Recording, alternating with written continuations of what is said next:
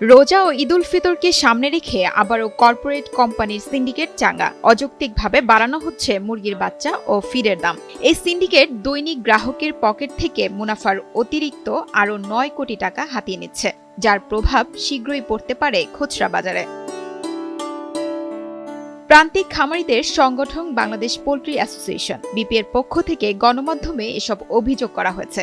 এক বিবৃতিতে বলা হয়, কর্পোরেট সিন্ডিকেটের কবলে ফের দেশের পোল্ট্রি খাত। এতে ক্রেতারা তো ক্ষতিগ্রস্ত হচ্ছেনই, ক্ষতিগ্রস্ত হচ্ছেন প্রান্তিক খামারিরাও। এই সিন্ডিকেটের মূল লক্ষ্যই হচ্ছে পোল্ট্রি বাজারে একচেটিয়া নিয়ন্ত্রণ প্রতিষ্ঠা করা।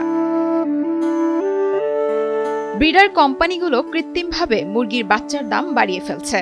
প্রাণী সম্পদ অধিদপ্তর ব্রয়লার মুরগির বাচ্চার জন্য ৪৯ টাকা নির্ধারণ করলেও কোম্পানিগুলো তা ৭০ থেকে ৮০ টাকা বিক্রি করছে। লেয়ার মুরগির বাচ্চা ৫৭ টাকা নির্ধারণ করা হলেও তা ৮০ থেকে ১০০ টাকায় বিক্রি হচ্ছে। এই কৌশলের মাধ্যমেই প্রতিদিন মুরগির বাচ্চা বিক্রি করে প্রায় দিনে ৯ কোটি টাকা হাতিয়ে নিচ্ছে তারা।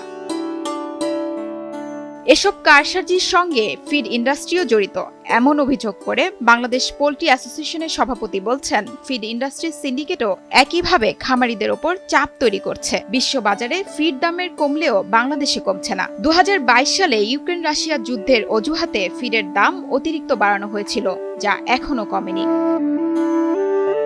এছাড়াও ফিড ও মুরগির বাচ্চার গুণগত মানও নিম্নমুখী হয়ে পড়েছে এবং খামারিদের বাধ্য করা হচ্ছে কোম্পানির নির্দিষ্ট ফিড কিনতে। সরকারি মিটিংগুলোতে প্রান্তিক খামারিদের অন্তর্ভুক্ত করা হচ্ছে না। পোল্ট্রি শিল্পে সিন্ডিকেটের দৌরাত্ম্য বন্ধ করতে ব্রিডার অ্যাসোসিয়েশন এবং ফিড ইন্ডাস্ট্রি কার্যক্রম কঠোরভাবে মনিটরিং করতে হবে বলে মনে করছেন খামারিরা। শিউলি রোজা, এনটিভি নিউজ।